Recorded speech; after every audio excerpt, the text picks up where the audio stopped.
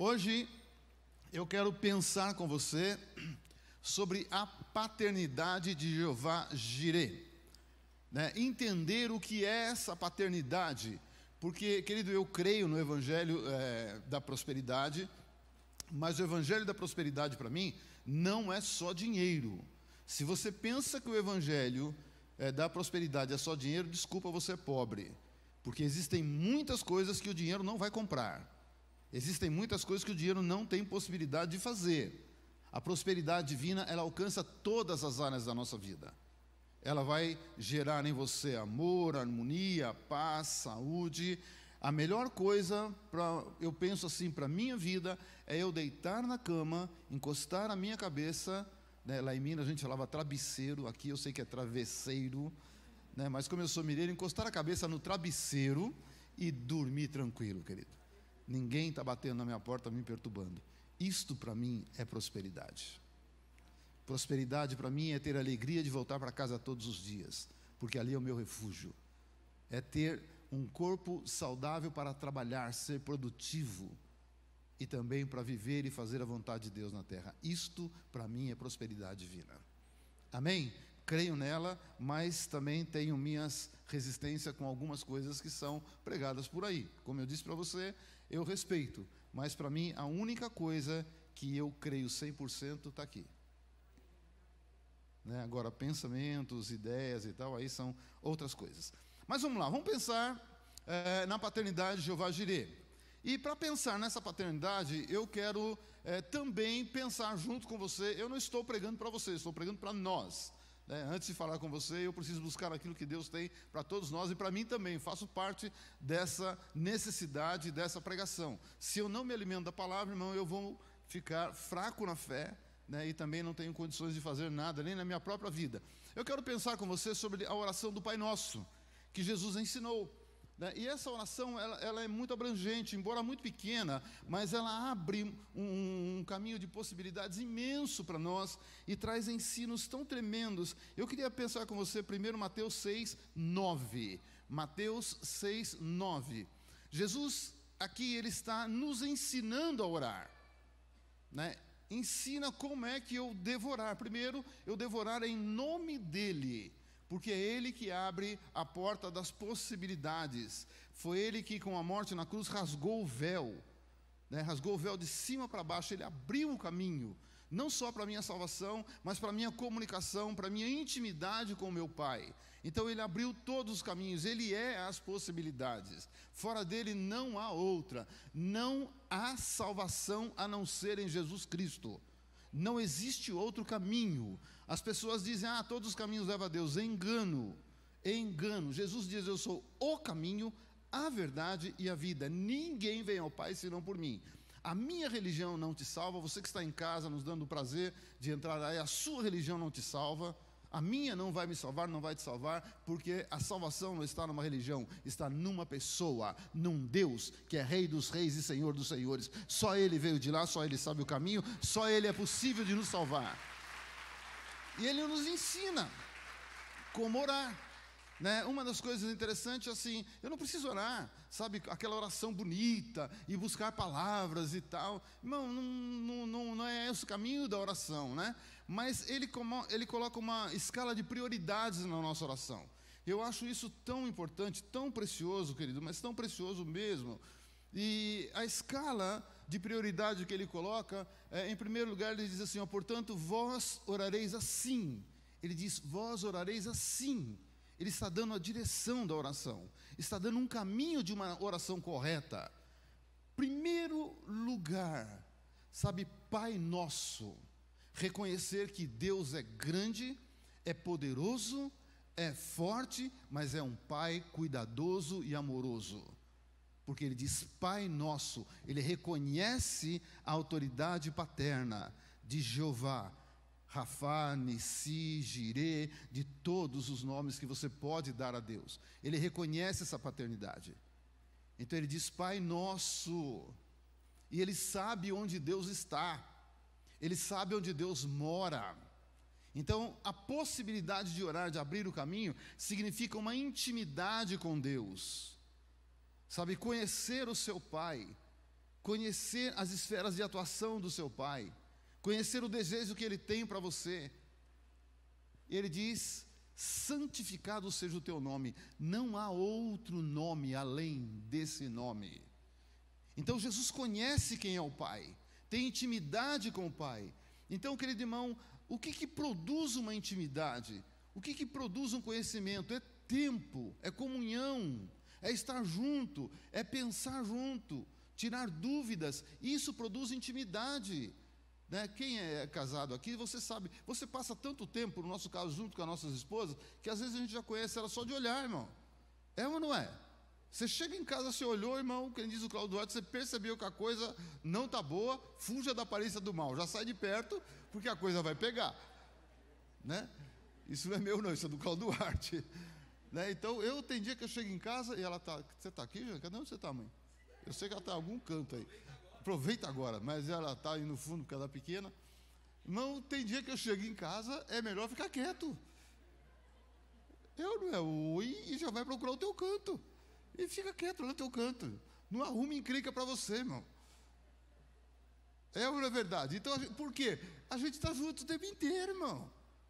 Está junto, pensa junto, briga junto, se alegra junto, está ali. Então você já conhece. Intimidade com Deus é a mesma coisa.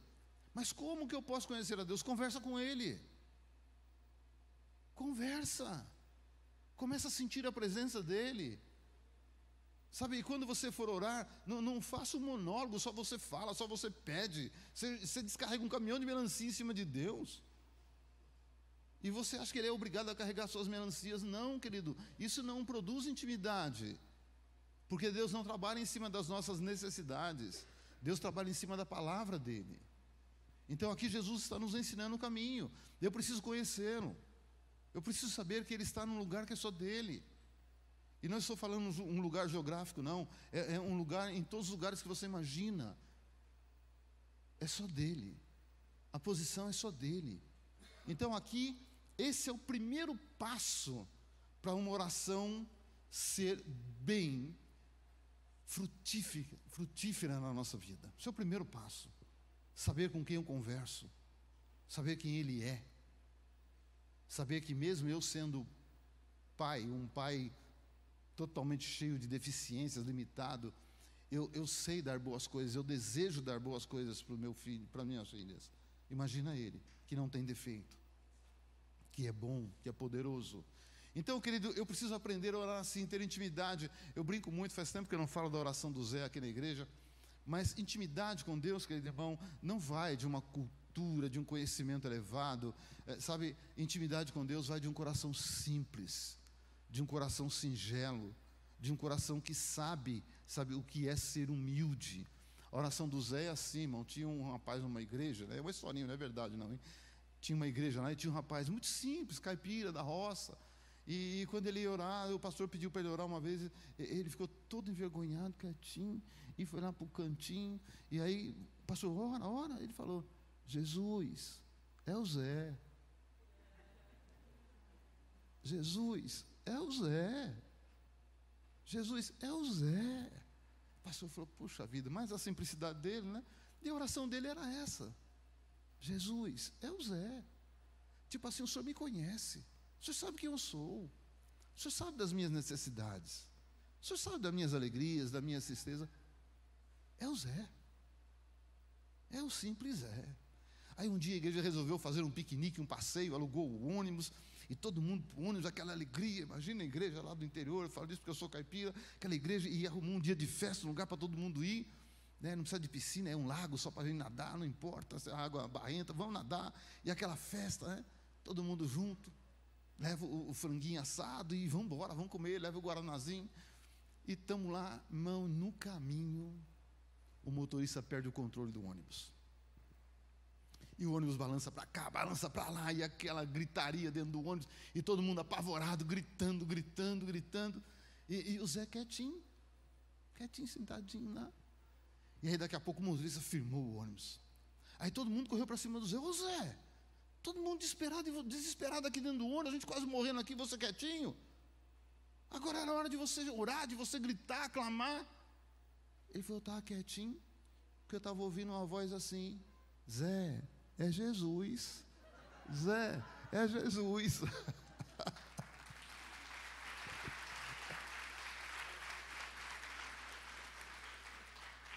Então, querido irmão, a simplicidade de um coração, a verdade de um coração produz comunhão.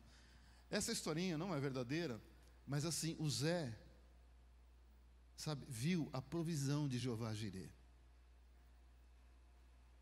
Porque a provisão de Jeová Jirê não é só na nossa vida material, é a provisão que sustenta a nossa vida.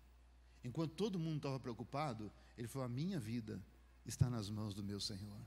É Ele que sustenta a minha vida.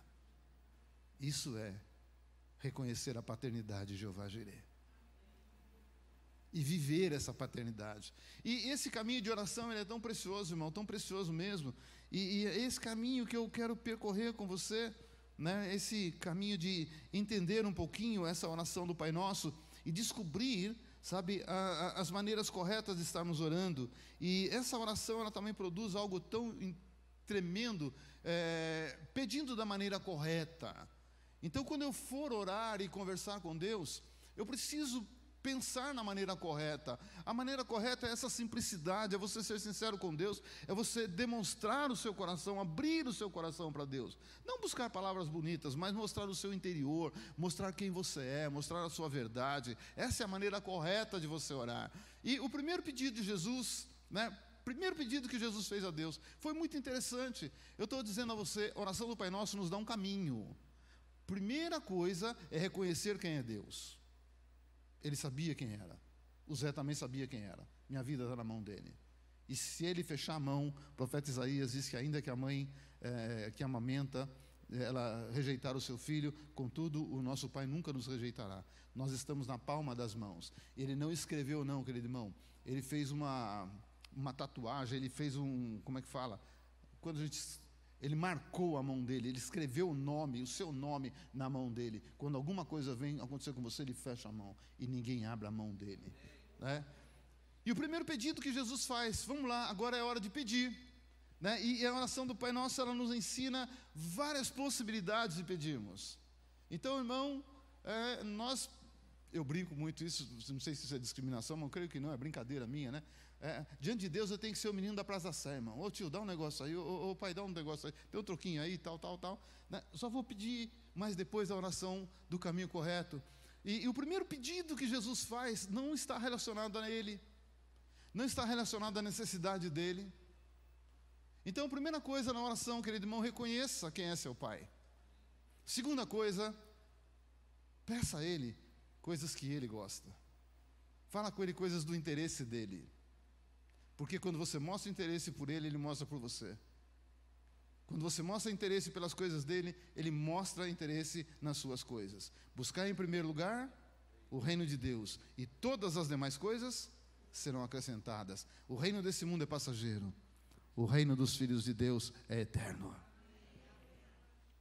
Venha o teu reino, faça a tua vontade, assim na terra como no céu. Foi o primeiro pedido. Pai, que o teu reino venha. Foi o primeiro pedido. Venha o teu reino. Venha o teu reino aqui na minha vida, nessa terra. E que a tua vontade seja feita aqui na terra como ela é no céu.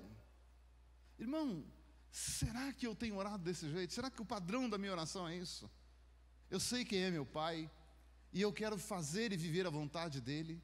Eu mostro interesse para Ele. Isso está muito ligado com aquilo que eu aprendi no discipulado lá com o Tibi Joshua, quando nós estávamos só em pastores ali, e ele estava discipulando, e ele diz assim: olha, todas as vezes que você abrir a Bíblia, presta atenção, porque nós cremos que na Bíblia tem um Espírito que revela a palavra, o Espírito que dá vida para as letras, não tem? Todo mundo concordou com ele. Ele diz então, esse Espírito, ele vê, ele ouve, ele tem sentimento, ele fala. Então todas as vezes que você abrir a sua Bíblia para ler, ela vai ler você também. Sabe, o Espírito que está aí vai perceber o seu interesse pela palavra, o seu interesse pelas coisas do reino dele. E quanto mais você demonstrar interesse, mais ele revela para você. Mas se não há interesse, não há interesse, vai ler por ler. Então tá bom, você lê por ler, eu leio você por ler. Já sei quem você é, mas vai. Então, querido irmão, é uma via de mão dupla. Nesse pensamento de Jesus, venha o teu reino, Pai, que a tua vontade seja feita, não a minha. Ele falou isso lá no pior momento da vida dele. Se for possível, afasta de mim esse cálice. Contudo, seja feita a tua vontade e não a minha. Será que esse é o pensamento que rege a minha vida nessa terra? Ou estou tão ligado nessa terra, tão ligado nas coisas dessa terra, que o primeiro pensamento, o primeiro desejo meu é com relação às minhas coisas terrenas, as coisas que eu estou vivendo aqui? Não, isso aqui passa, isso aqui é passageiro. E ele diz: venha o teu reino e a tua vontade seja feita assim na terra como no céu. Irmão, como deve ser a vida no céu? Maravilhosa. Maravilhosa. Esse é o desejo do nosso Pai para mim e para você. Estarmos vivendo aqui na terra a vontade dEle. Quem quer ir para o céu aqui? Deixa eu ver. Glória a Deus. Todo mundo quer ir para o céu. Então deixa eu pegar uma pessoa aqui agora, vamos lá. Deixa eu pegar o Wellington aqui, meu querido Wellington. Vamos supor que chega um anjo aqui agora, ele desce, vem do céu e tal, senta ali do lado do Wellington, o Wellington olha para ele, já assusta, o Wellington vai querer baixar e fala: não, eu sou servo do Senhor, igual você, nada de me adorar não.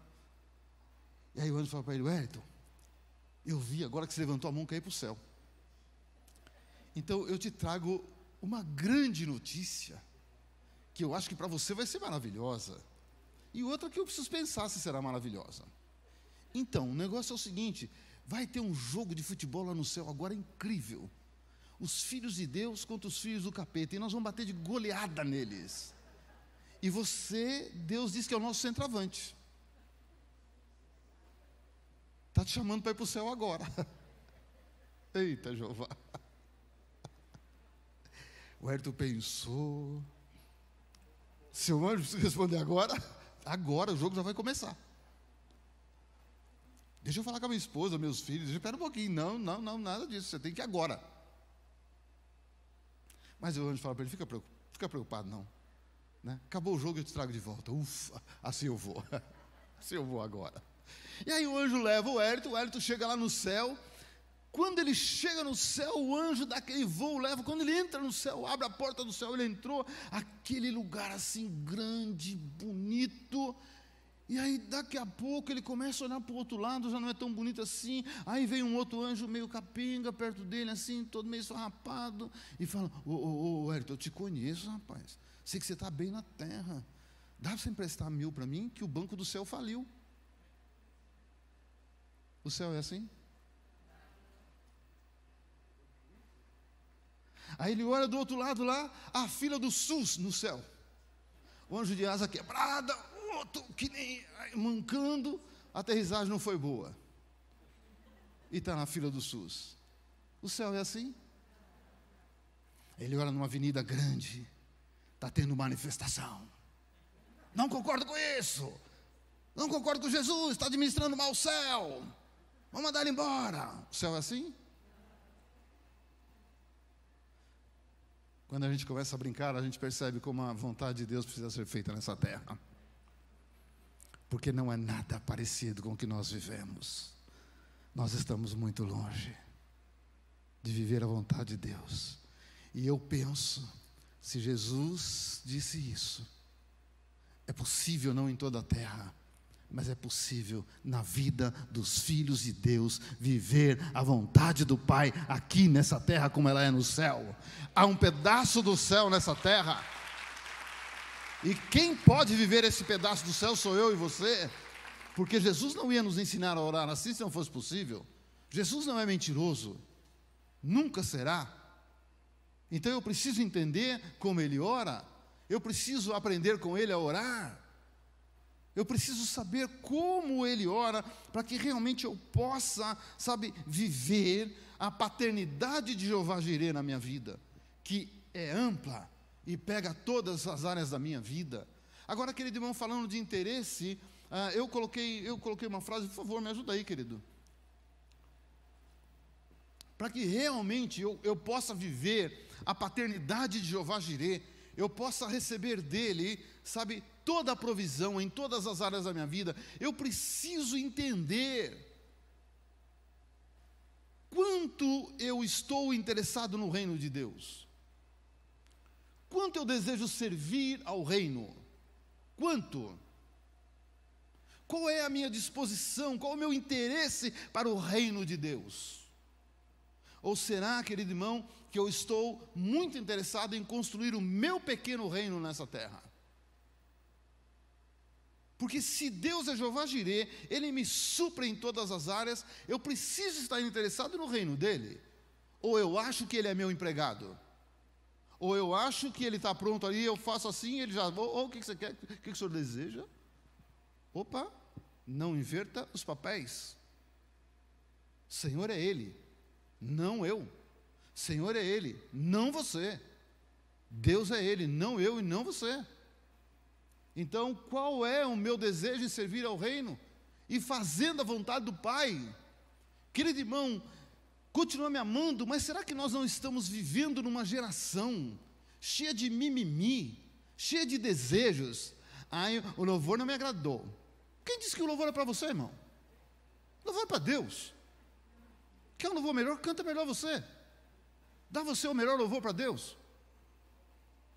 Porque o louvor é para Ele. Ah, pintou a igreja de preto, não gostei. Nós estamos buscando fazer o melhor, irmão. E o nosso desejo é apresentar a Deus, sabe, o melhor dentro das nossas possibilidades e capacidades. Tudo tem um porquê aqui, irmão. Hoje nós estamos na internet, e segundo o pessoal entendido aí, de imagem e tal, essa é a estrutura. Mas preto é do capeta. Quem disse para você que preto é do capeta, irmão? Mania do povo igrejeiro dar as coisas para o diabo, irmão. Os nossos irmãos do passado deram a televisão para o diabo. Não, não pode, isso é do diabo. Agora a igreja quer entrar lá, tem que pagar caro. Porque nós demos para eles. O diabo levou só 1/3 dos anos, não levou mais nada.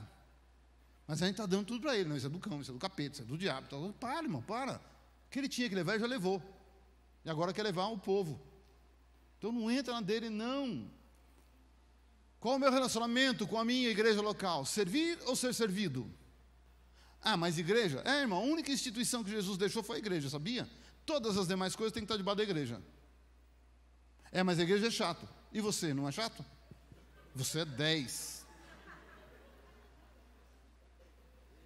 Não, vou buscar a igreja perfeita. Não vai para lá que você vai estragar a igreja. Irmão, a igreja não é o melhor lugar para estar, não, irmão. Já falei 1000 vezes para você. Esse livro aqui me aperta, irmão. Você acha que eu gosto de tudo estar aqui? Não. Porque esse livro me põe no canto da parede muitas vezes. Você não pode fazer. Mata o seu eu. Nega-se a si mesmo. A coisa mais difícil é negar a si mesmo. Mas se eu quero, realmente, se eu estou interessado no reino de Deus, se eu quero viver a vontade dEle, eu tenho que pensar que a vontade de Deus vai na contramão desse mundo. Vai na contramão das coisas que o mundo me oferece. Garanto para você que onde você trabalha, na maioria do tempo, não é o melhor lugar para você estar. Mas você está. Oi? É ou não é? Às vezes você tem um chefe, irmão, que aquilo é uma peste, uma praga.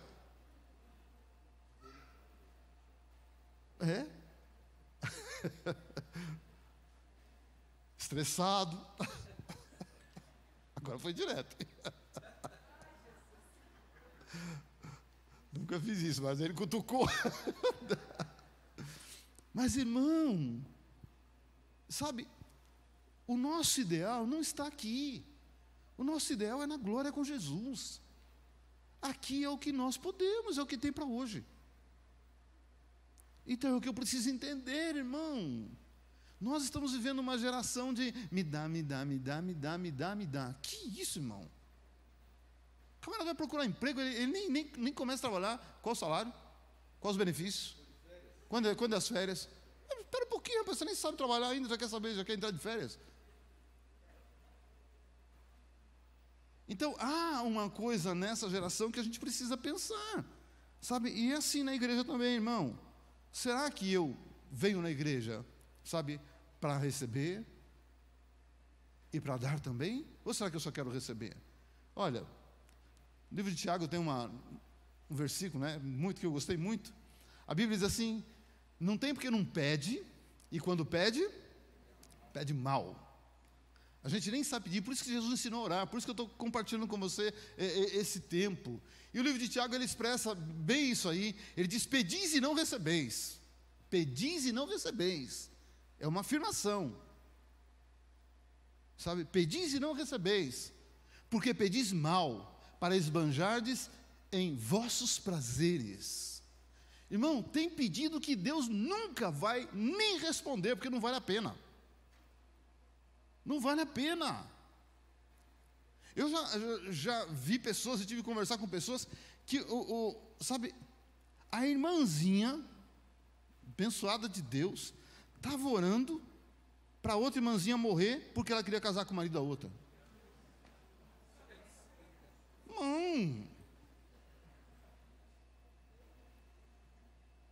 Que falta de noção. E no fundo crê que Deus vai responder a oração dela. Você entendeu? Então eu preciso entender como funciona o reino, como funcionam os princípios de Deus, os mandamentos de Deus, as leis de Deus. Quando a minha oração está de acordo com a vontade de Deus, Ele faz, Ele responde, Ele dá. Quando não está, irmão, não tem como. Não tem como. Então eu preciso saber como orar, como eu devo estar diante de Deus pedindo em oração. Você quer ver, querido irmão? Vamos lá no Salmo 34. Está tudo bem aí, irmão? Você está comigo ou não? Posso continuar mais um pouco? Olha aqui, esse salmo quem escreveu foi Davi, no momento difícil da vida dele. No momento que ele estava vivendo aí, ele estava se fingindo de louco, para fugir da mão de um sacerdote, do Abimeleque. Porque Abimeleque estava trabalhando para Saul, e Saul estava querendo catar ele. Então ele se finge de louco, ele vai lá, mas ele se finge de louco. Mas depois, quando você vai no versículo 4, muda o tempo, né, aquilo que nós aprendemos. Quem tem Bíblia de papel ainda, versículo 1 aqui começa com a letra maiúscula e em negrito. No versículo 4 também, 2, 3 não. Então quando acontece isso é porque mudou o tempo. Ele escreveu o versículo 1, 2, 3 um tempo, 4 em diante ele escreve no outro tempo, tá? Mas eu vou me ater aqui. Bendirei ao Senhor em todo o tempo, o seu louvor estará sempre nos meus lábios. Gloriar-se-á no Senhor a minha alma, os humildes ouvirão e se alegrarão. Irmão, aqui Davi chegou a uma conclusão: se eu quero ter as minhas orações respondidas, se eu quero viver a plenitude da provisão de Jeová Jirê, eu vou, o que? Em todo tempo, estar louvando a Deus. Não é só chegar na igreja, aleluia, agora aleluia, aí eu até danço, eu conheço o ritmo, né? E penso que estou louvando, mas aí não estou louvando. Porque você está com a mãozinha levantada, balançando, e a boca cantando, abrindo a boca falando, mas o pensamento está assim, né? Eita, aquela pia cheia de louça para lavar, né? Amanhã cedo tem que trabalhar. O homem está assim, a conta de luz para pagar, aleluia. Pô, já não louvou nada, irmão, esquece isso. Esquece isso. Em todo o tempo, o meu coração deve ser cheio de gratidão, de amor e de louvores a Deus. Não é só na igreja. Aliás,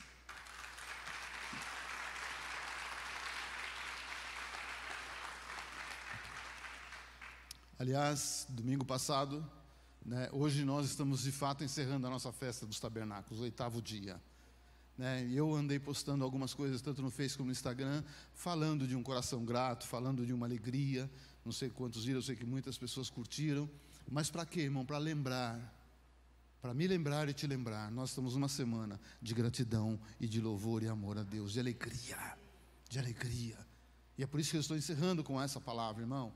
Sabe, em todo o tempo, se eu quero viver essa plenitude de Jeová Jirê, eu preciso aprender a amar o meu Deus. Sabe, em todo o tempo, em todos os lugares, em todas as situações, eu tenho que fazer isso, não só no momento, sabe, querido irmão, da dificuldade, da luta, não. Tá? Versículo 3, e ele diz assim: engrandecei o Senhor comigo, e todos a uma lhe exaltemos o seu nome. Ele está alegre, louvando a Deus, e ele convida todo mundo: vem comigo. Ele não é aquele crente carrancudo, aquele crente azedo, que tudo está ruim, sabe, não. Mas estou vivendo um momento difícil. Irmão, todos nós passamos. Existem momentos que são difíceis, outros são mais fáceis. Existe um momento de chorar, existe um momento de alegria. Mas nem por isso vai tirar a minha tristeza, a minha alegria com o meu Senhor. Não deve tirar o meu louvor. Não deve. Está difícil, louve a Deus, irmão. Está fácil, louve a Deus. É assim que a gente tem que viver, para aprender que a provisão vem de Jeová Jireh. Tá? Versículo 9, só para encerrar essa parte aqui. Temei ao Senhor, vós os seus santos, pois nada, olha a conclusão que ele chega, nada falta aos que o temem, nada falta. E aqui eu estou entrando na esfera de Jeová Jireh, de atuação de Jeová Jireh, nada falta. Se o meu coração é alegre, se o meu coração é grato a Deus, nada vai me faltar, Ele vai me suprir, talvez não no tempo que eu desejo, talvez não da forma que eu desejo, mas que Ele vai suprir, Ele vai suprir. Amém? Vamos lá, vamos entrar agora na segunda coisa, né, no segundo pedido de Jesus.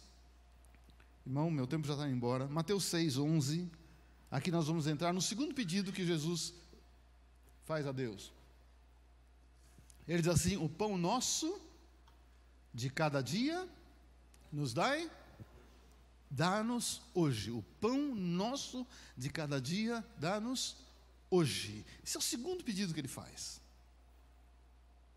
E é interessante esse segundo pedido. Você vai falar, entrou na esfera material. Isso. Entrou na esfera que supre a nossa existência aqui na terra. Exatamente isso, irmão.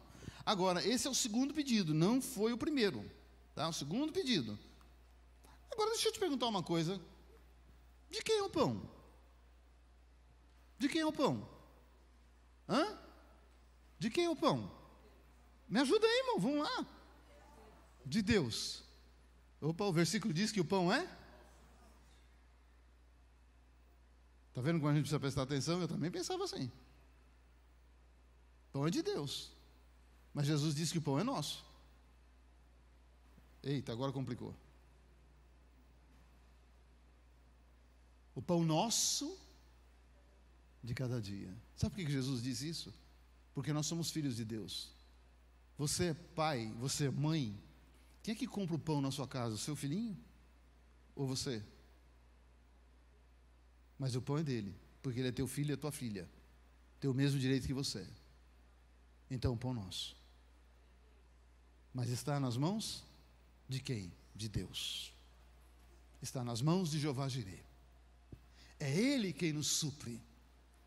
Então isso diz que me ensina que tudo que Deus criou aqui pertence a mim, pertence a você. É nosso, para a nossa existência. É por isso que Jesus diz, ei, você está preocupado com o que comer, com o que vestir? Para com isso, isso é um ímpio que tem que pensar. Você não sabe, o teu pai sustenta todos os animais, todo mundo, sabe? Nem um passarinho tem geladeira, nem um passarinho tem despensa, sabe? Ele vai, só faz um ninho, ele não faz uma casa, põe despensa, geladeira, tal, não faz isso. Por quê? Porque ele sabe que Deus supre. Então Jesus diz a mim e a você, ei, se você é filho de Jeová Jireh, não se preocupe, eu não estou dizendo para você não vai trabalhar, não estou dizendo isso não, porque tem gente que não gosta de trabalhar, falou, agora eu já entendi. Se você pensou assim, eu vou dar uma resposta para você que você vai continuar me amando. O vagabundo, vai olhar as formigas. E eu gosto muito de Paulo, ele diz assim, você não quer trabalhar? Não, então não come. Simples assim. Sabe, mas é nosso por direito. Mas se eu tenho um relacionamento, se eu conheço o meu pai, se eu tenho intimidade com ele, eu não me preocupo com isso. De um jeito ou do outro, o alimento vai chegar. Irmão, eu vivi um tempo na minha vida, um momento da minha vida, 2016, 17, mais 2017, que Deus usou um homem do outro lado do mundo. Minha vida não tem nada que esconder não, irmão. Eu iria perder o meu apartamento, porque eu não estava conseguindo pagar. Já estava na terceira, e eu não ia conseguir pagar a terceira. Deus usou um homem do outro lado do mundo. Mãe, você está aí agora, eu te vi. Está lá. Eu vi o chorinho dela, eu olhei. Para pagar o nosso apartamento, irmão. O profeta Tibi Joshua, no nosso trabalho com ele, às vezes que eu tenho que ir para lá, ele paga todas as minhas despesas, depois dá uma oferta. E foi a primeira vez que ele me deu oferta. Eu fiquei assustado, porque na hora de ir embora a gente trabalha junto, depois na hora de ir embora eu tenho um tempo com ele. E ele veio sempre com um envelopinho. Ele olhava, $10,000, $10,000 for you. Mas pastor, $10,000. I don't pay nothing. Eu não paguei nada. Ele faz assim: não, cheguei aqui, eu paguei todas as minhas contas. Do outro lado do mundo.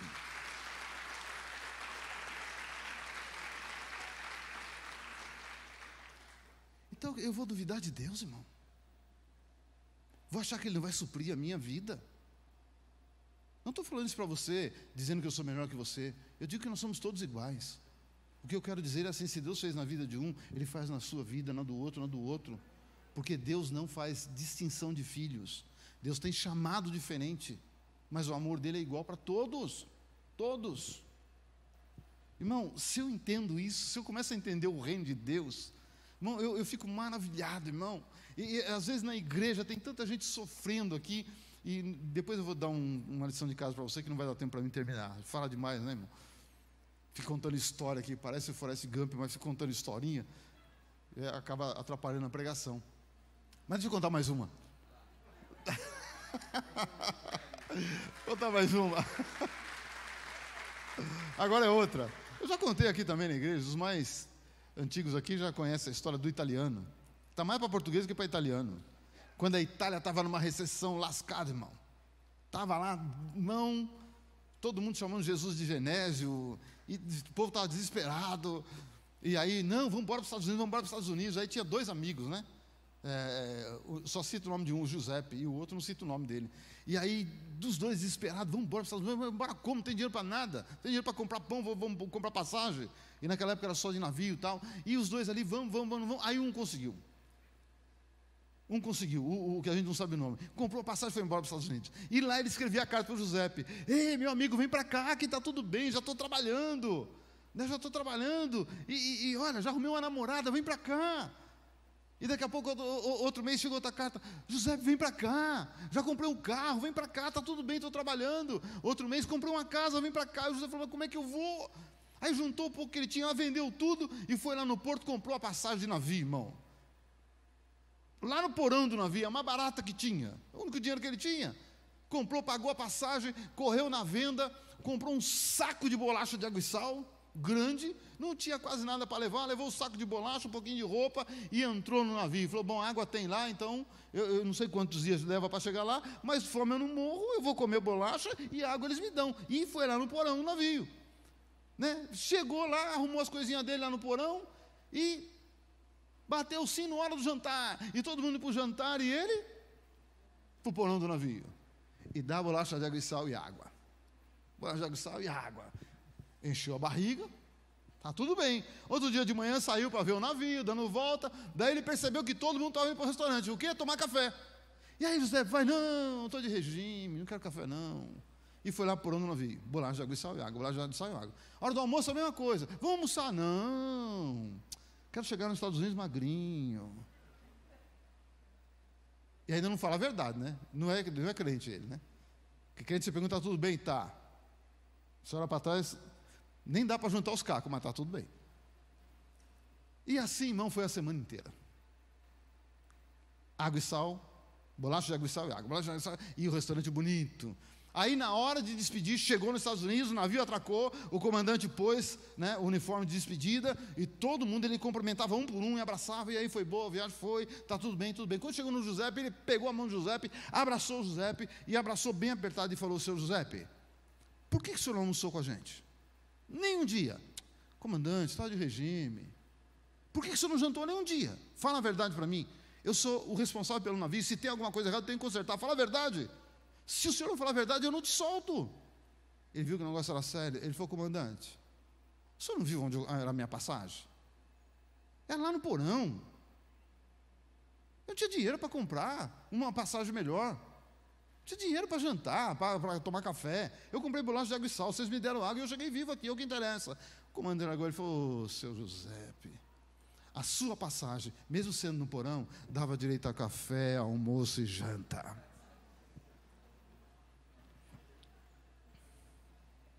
O que essa historinha tem a ver comigo, com você? Tem muito crente dentro das igrejas, passando a vida comendo bolacha de água e sal, e achando que o único direito que ele tem é salvação. Você tem direito a uma vida abundante.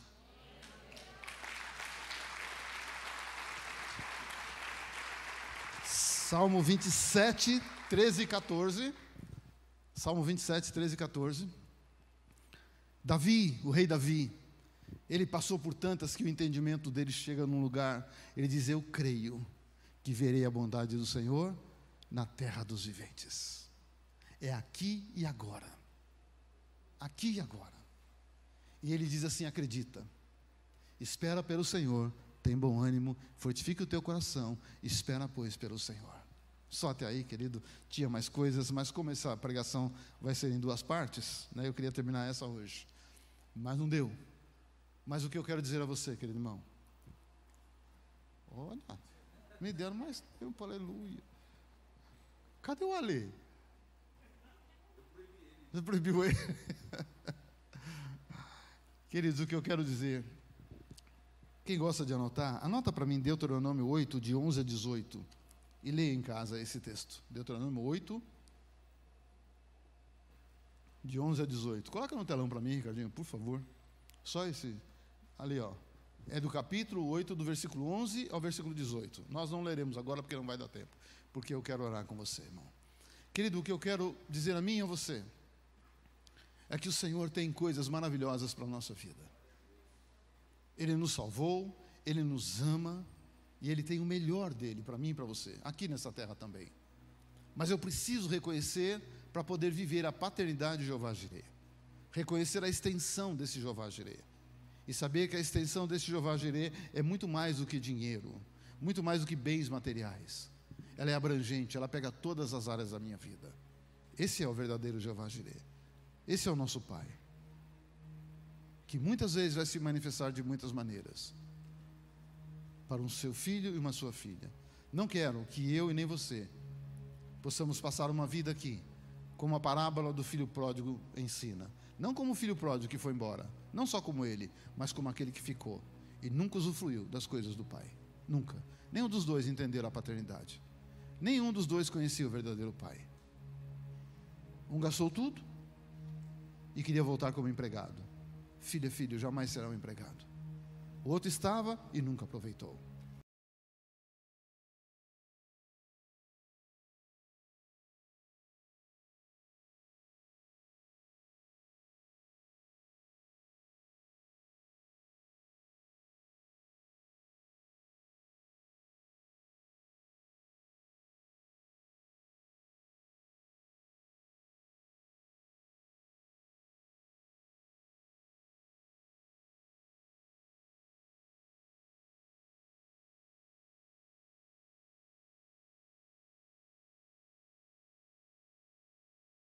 O poder criativo dele é muito grande.